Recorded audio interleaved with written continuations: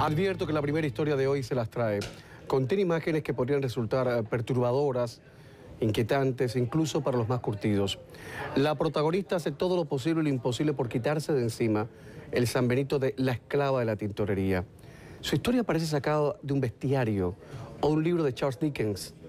La verdad es que cuesta creer que lo que vamos a contar haya ocurrido en la capital de un país como México. Rafael Romo, editor en jefe de Asuntos Latinoamericanos de CNN Internacional, buenas tardes. Cuéntanos, bienvenido.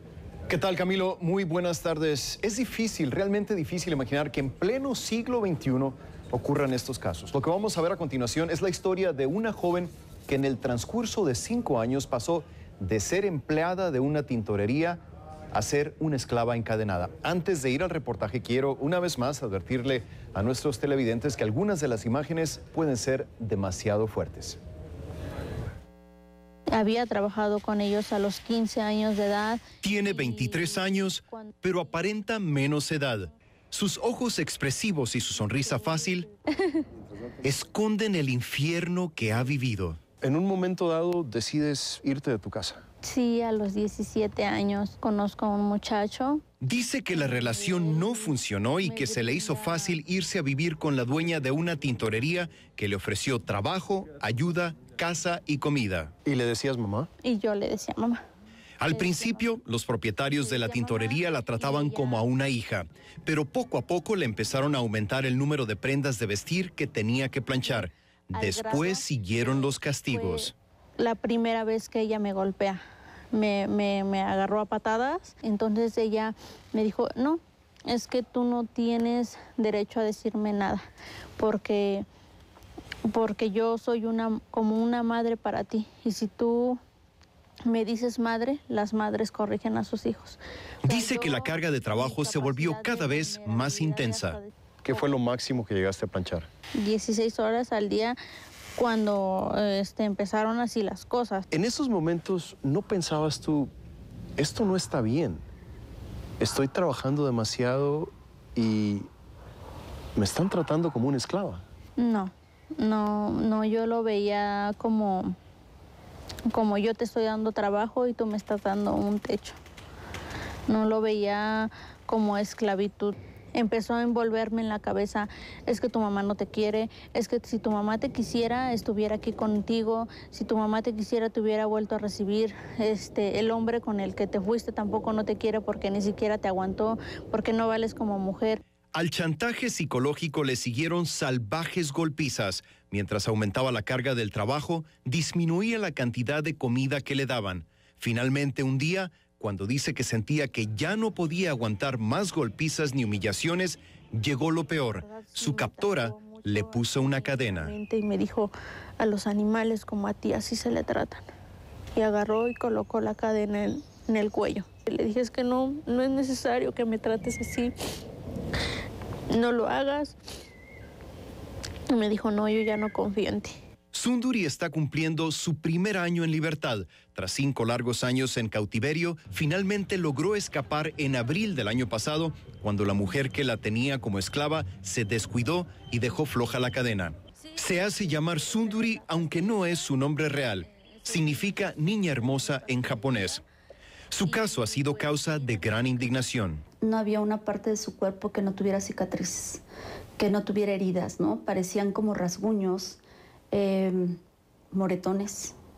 Estaba su cabeza, casi no tenía cabello. La abogada María Teresa Paredes conoció a Sundari en las primeras 24 horas tras su liberación. Los pechos eran unos surcos porque su organismo empezó a consumir sus grasas corporales. Entonces, ella tenía los pechos sumidos totalmente. Pero tú imagínate vivir esto todos los días, ¿no? Todos los días, a todas horas. La actriz y activista de derechos humanos, Carla de la Cuesta, y ahora amiga de Sundari, dice que quedó horrorizada al enterarse de este caso, especialmente porque parte de las torturas a las que era sometida consistían en quemarla con la plancha. Me cuenta que le quitaban las costras, ¿no? Que cuando le salían las costras de las quemaduras después se las quitaban, ¿no? Para que le volvieran a sangrar, que le jalaban aquí con las uñas, aquí el cuello, su cabecita se la lastimaron mucho, se la quemaron, ¿no? Con la plancha. Después de que Sunduri escapó y las autoridades se enteraron de su caso, la policía llevó a cabo una redada en la casa donde la mantuvieron en cautiverio. 7 personas fueron detenidas, incluyendo 2 menores. Todos eran miembros de una misma familia. Los menores fueron puestos en libertad, pero los 5 adultos restantes continúan tras las rejas y enfrentan cargos de trata de personas y explotación laboral que se castigan con una condena mínima de 40 años en prisión. Y todos la maltrataban y la lesionaban. La fiscal Juana Camila Bautista dice que los peritos investigadores comprobaron científicamente la versión de los hechos de la víctima. Se acreditó cuando entramos con una orden de cateo que nos obsequió el juez. Ella decía que cuando ya se le estaba haciendo costra, sanando sus heridas, la señora, la dueña, iba y le desprendía las costras y otra vez brotaba la sangre. O con las pinzas, cuando le dañaban la piel, dice que muchas veces la sangre botaba hacia las paredes. Y efectivamente, todo lo que ella comentó, todo se acreditó mediante nuestro equipo de la Coordinación de Servicios Periciales, criminalista, químico, o sea, todo se comprobó de acuerdo a la declaración de la víctima.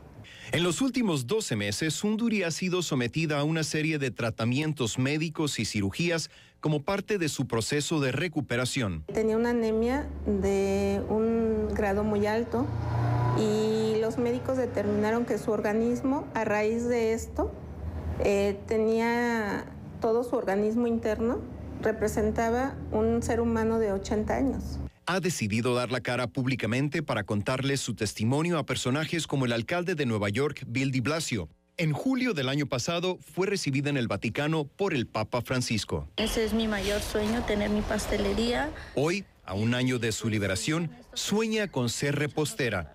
También sueña con ser una conferencista y viajar por el mundo para crear conciencia sobre el crimen de la trata de personas, tal como lo hizo frente al Papa Francisco. ¿Qué te dijo? Que se sentía muy orgulloso. Y yo también me sentí muy orgullosa de ir a representar a México.